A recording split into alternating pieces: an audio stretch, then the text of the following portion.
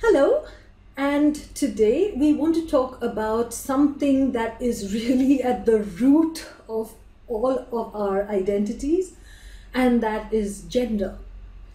It's the thing that influences us the most, and it's the thing that we all take for granted the most. And should we is a question that I have, and should gender be binary is a question that came up in one of our previous discussions. So there's also related to this a lot of things coming to the fore right now, which is transgenders and retransitioning transgenders. And it's a problem, and it's a problem that's rooted in gender identity. So let's have a talk about that. What is gender? Should we have gender identity in the first place? So let's go.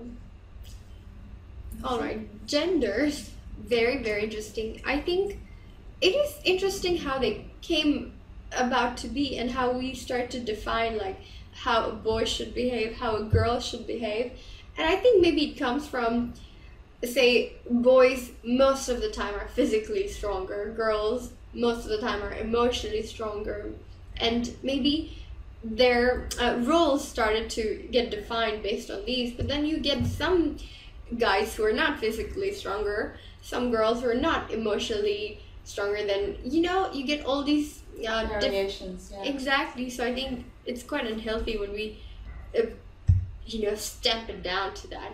I think usually you do say this, that masculine energy and feminine energy is maybe a better way of looking at things, because energy is something all of us have, right? Maybe you have more masculine energy, maybe you have more feminine energy, and that's a bit more neutral. So I feel like we have defined it in a very rigid way, and that's why people get confused and they're like, oh, I don't relate to being a guy or being a girl and I want to change, or these kind of things stem from this rigid idea of gender, according to my understanding. I think gender, I think sex probably it's kind of you're born with it, but gender it's a social construct. It's not taught most of the time, and there are boxes that supposedly everybody should fit into one or another, and it's very rigid. There are only two boxes, so it's like really limiting. And it's very hard to describe all kinds of sexual identities, and like kind of like how we feel ourselves participating as part of the society.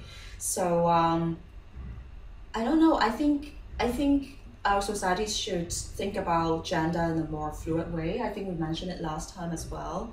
And don't think about when you were raising, especially in the formative years of when a child is born, and then throughout their adolescence. Don't kind of trying to impose sort of rules and restrictions and expectations for them and let them be themselves. But we're pretty far away from it now. We are very far away from it, because all the other boys or girls are playing with these certain toys, so you probably give the same toys to your kids, so there's a big gap. Yes. Well, for one thing, I think gender is something that comes under the heading of nobody's business but your own, for starters. Absolutely. And the thing that I must confess I found wildly eye-opening is what you said about the Native Americans having 5 genders. So interesting. I've just read it somewhere, so. And what an eye-opener, because honestly, for myself, I always took it as granted because it's biological, right? You're born male or female, but that is also not true, because you could be born hermaphrodite, right? Where both organs are available, present, I should say, also available. But so then, therefore, must be like a European Christian thing, right? A construct that came from the European settlers.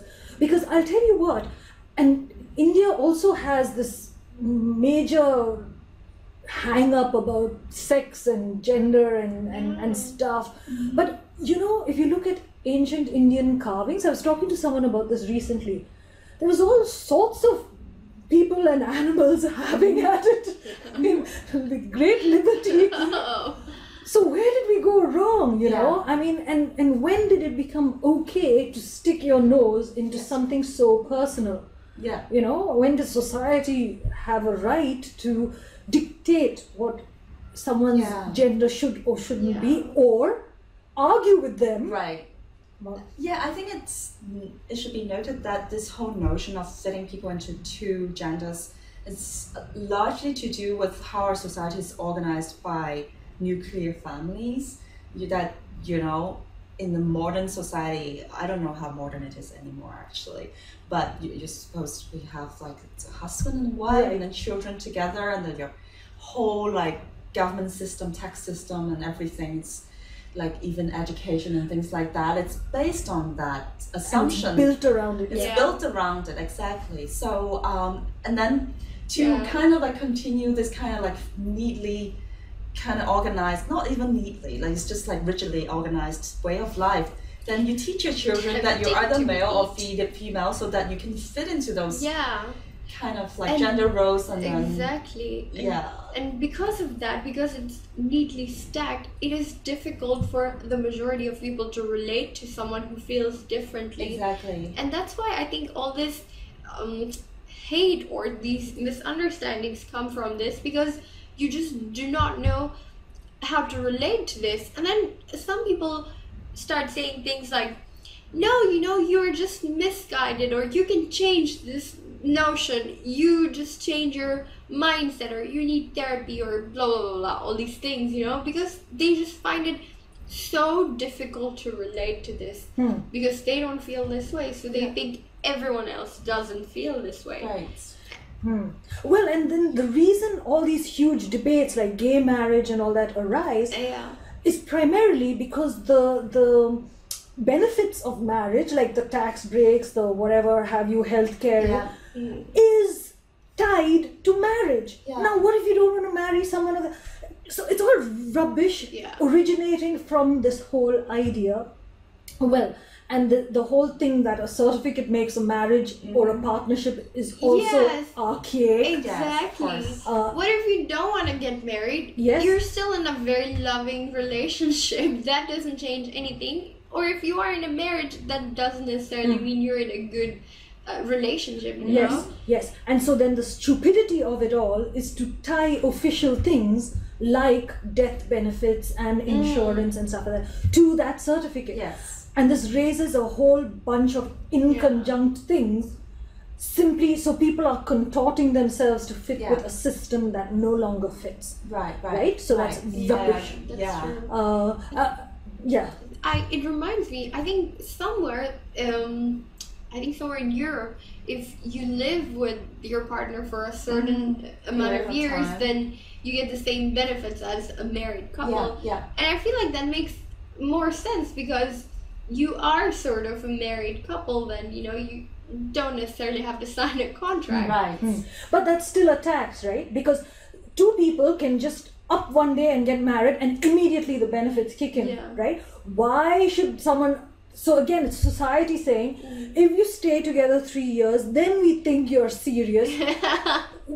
Hello? And why are textures and everything like geared, designed around that? Like, doesn't make any sense. It's nonsense. One person should be able to say, this is who I elect to be with, and therefore I want such and such benefits to accrue to them. They should have End the of choice. story. And then if they no longer wish that person to receive it, next fellow in line. But isn't that like marriage though? You actually let the government know on a paper that, hey, this person I'm with. Well, the thing is, so as long as official things are tied to this sort of thing, then there has to be a channel to accept it, right? At the moment, single people are losing all these accrued things, which is the other reason why all sorts of... Or if you choose to tie your knot with the same gender, then you are not entitled to the Okay, same that is benefits. complete That doesn't make any rubbish. sense. Yeah. That doesn't make any sense. Absolutely. Yeah, so, and it's all rooted in this decree that somebody just made. Yeah. Okay. Well, someone came up it's developed throughout the ages. It was probably relevant and needed socially at the time. Hey, you know what? That's true, and I think. But it wasn't, because you said the Native Americans had those 5 genders. Do you see what I mean? Yeah. So it just proves to me how idiotic it is, you know? Yeah, but I think you hit on something good, that maybe before a long time ago we used to have a different system, and maybe that was working much better than this whole thing we have gotten ourselves into right now, because this is also very heavily tied to religion and being like a good human being. Right. Yeah, so I think it probably came about after this religious revolution, you know, with all these religions. Yeah, I am kind of glad that some of the kind of transgender news is getting into the mainstream news, like about like for example the toilets in America, whether or not you have like a unique sex or like you know, it's just a toilet, it's like everybody could go into it, you don't have to identify yourself as one gender or the other. I think it's a brilliant idea, and it's something like that wouldn't catch the mainstream like new exactly. like it doesn't like attention. alienate them as well. Yes. On a personal note, as long as they also still have men and women's toilets, because I think certainly don't want to be making use of the men's toilet. They Out of sanitary reasons. Yes. And let's not say any more of that. But actually, this whole transgender issue is it comes about because of this binary system. And I think the dangerous, and it is really, really dangerous now to the health of these young people who, because it's such a hot topic and a kind of, hot button issue, their expressed gender desire is not being questioned, and they are just changing. And so now there's a growing population of people who are retransitioning back to their old gender. I mean, that's a whole lot of physical manipulation that's not going to go away. And at the root of it is this binary gender rubbish. And I think if we talk about education and schooling systems, I think these roles really need to be thrown up and smashed to smithereens, really. Where people can feel, I can be female and I can like another female, or I can be female and I like males, but I want to operate in the world in a traditionally masculine way. Because it does not exist, people just feel more freakish than and then people normally would feel. Exactly, and then they feel they need to act out, you know? Yes, or they feel that they are wrong somehow in their body, and they're not wrong. They're just going against the tradition, or they're just going against the norm. And going against the norm, for me, as you know, is the thing to do. And so, if people understand that going against the norm is perfectly normal, that's a good start. I wish society would give a more voice to the people who are transgender or have different gender, like a non-traditional gender identity.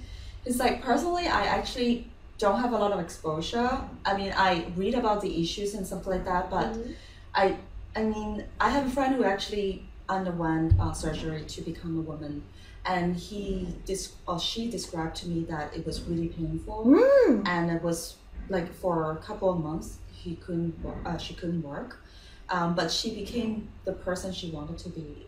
So it was worth it for her. Good. But I don't think we have enough in our societies. We don't have enough empathy and knowledge and understanding for people who go through these things. Yes, absolutely. And you know, when you are exposed to these kind of things, it's always in a very sad context, on like a bad news article or a documentary that tells us about how sad it is. And of course, I'm sure it's very tough, but we never get exposure in a very normal setting. For example, in a TV, maybe your best friend is transgender, and you know, it's very normal. You don't even have to like well up these emotions for this person. It's just like everyone else, and I think that kind of exposure is necessary, not in a very special light, but in an everyday light. I think that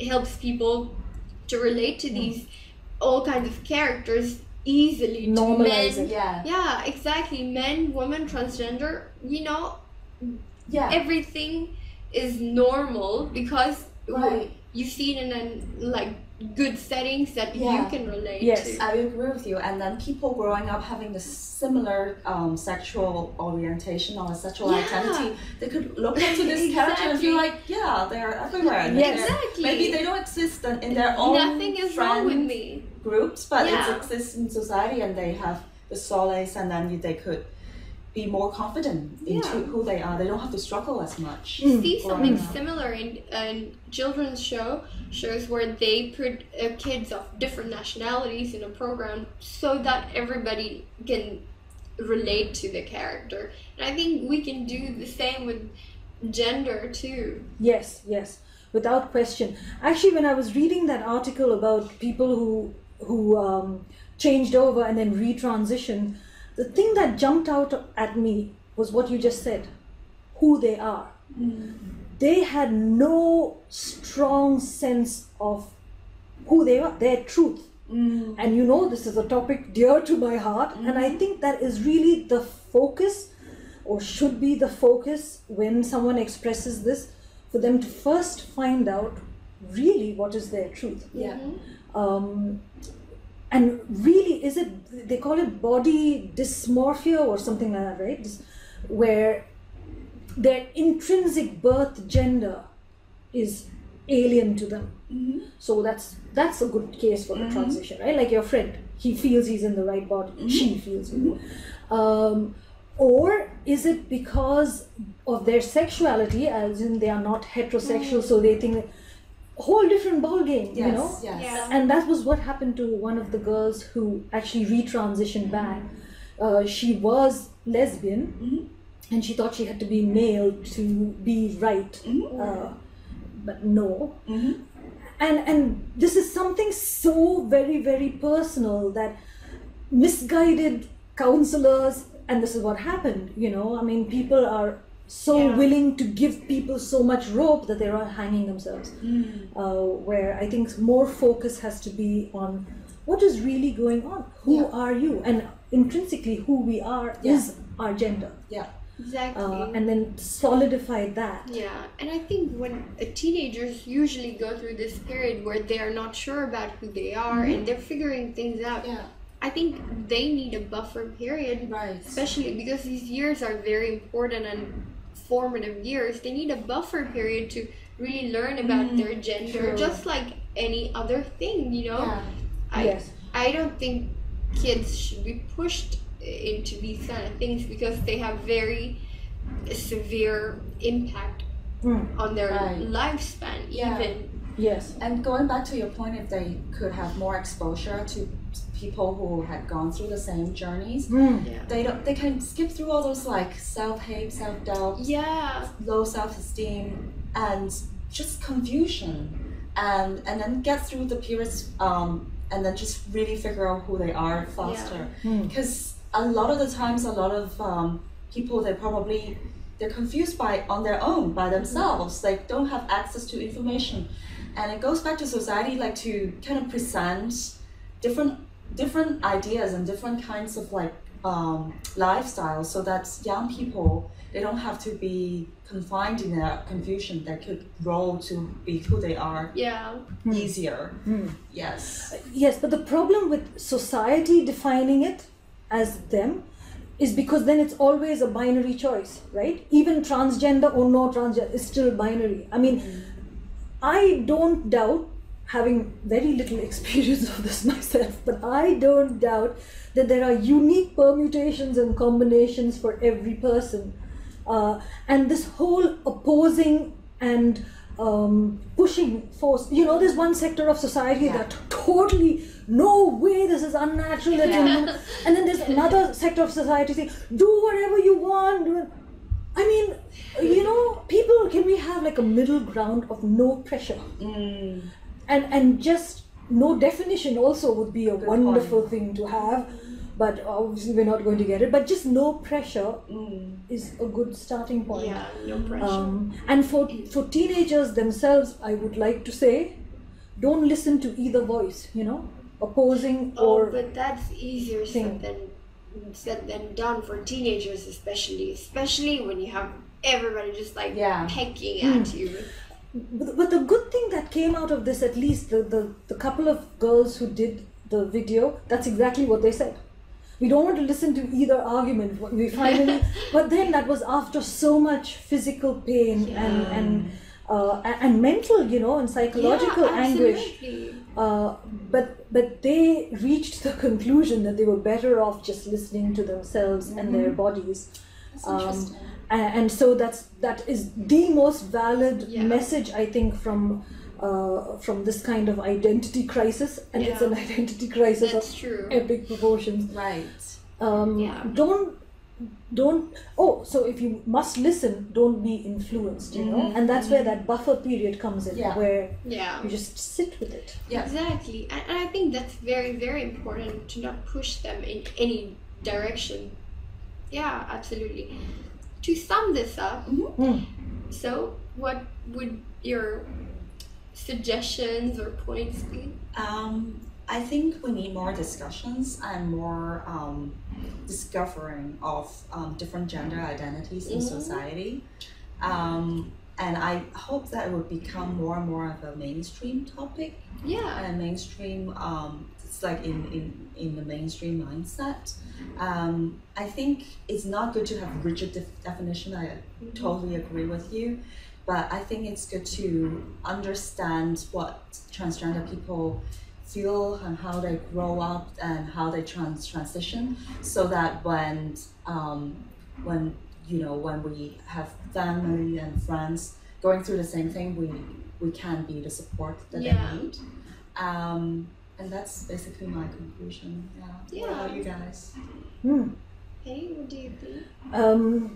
I just had a thought and it's gone, so do you? Well, yes, good points. And I think we should have a good understanding of masculine and feminine energy, and maybe use that rather than like having very rigid definitions of gender roles. And I also think exposure, like I said, in normal settings would be really, really beneficial. And if someone, especially a really young person, feels the need to, they are going through this identity crisis, I think we should allow them a buffer period. And during this buffer period, I think it's important to not have our own agendas to scare them off or to push them in this direction. I think we should allow them to see how life would be in this new gender role. Yeah. Excellent. And in doing so, thank you. I remembered what I wanted to say. Great. Which was my original point, where society should just get out of our faces in terms of gender. We need to have discussions, and hopefully there'll be discussions like this one, just explorations, rather than laying down the law and saying this is the right way to be, this is the right way to handle it. Definitely. Or there's no right way, what feels right to any one person is the right way. And what society can do is look at how they are trying subliminally to push people into directions that they want, that they feel is right. Because, I think that's just out of order. Good point. So, excellent. Thank you for watching, and see you soon.